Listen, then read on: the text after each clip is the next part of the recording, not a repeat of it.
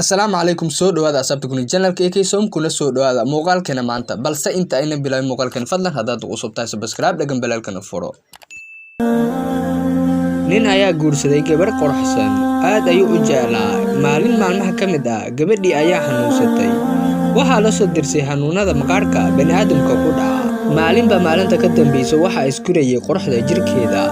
waxaa dhacday in ninkeedu safar aado kadib markii uu safarkiisa soo dhamaaday laabashadii uu reerkiisa u soo socday waxa uu la kulmay shil gaari waxaana ku waayay aragga hindhihiisa wuxuuna gurigiisa ku soo laabtay isagoo labada hindhood la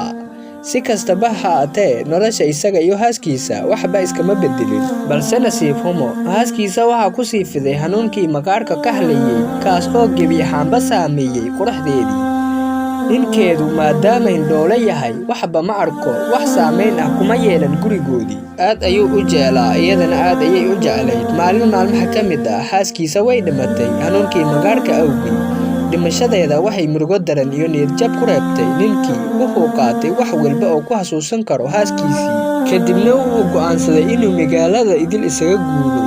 nin magaalada deganaa ayaa u yimid kadibna wuxuu ku yiri hindool ayaa tahay haaskaada ayaa ku wadwadi jirtay mar walba hadda sidee keligaa u socon doontaa yaana ku wadi doona adigoo hindhoole ah kadib wuxuu ugu jawaabay ma ahi hindool ee waan jilayay inaan hindhoole ahay sababtoo ah hadday haaskayga ogaan lahayd inaan arkayo sida jirkeeda isku bedelay iyo xanuunka maqaarka ka xaleeyay ee quruxdeeda bedelay waxaa ku abuurmi lahaa xanuun ka daran kan hadda haya uma jeclayn kaliya inay quruxsan tahay balse waxaan u jeclaa daryeelka naxariista iyo jecelka aan nusqaamayn ay siin jirtay sidaa darteed waxaa go'aansaday inaan iska dhigo hindhool si aan u siiyo farxad una dareensiiyo inaan arkaynin wax walba iska bedelay jirkeedii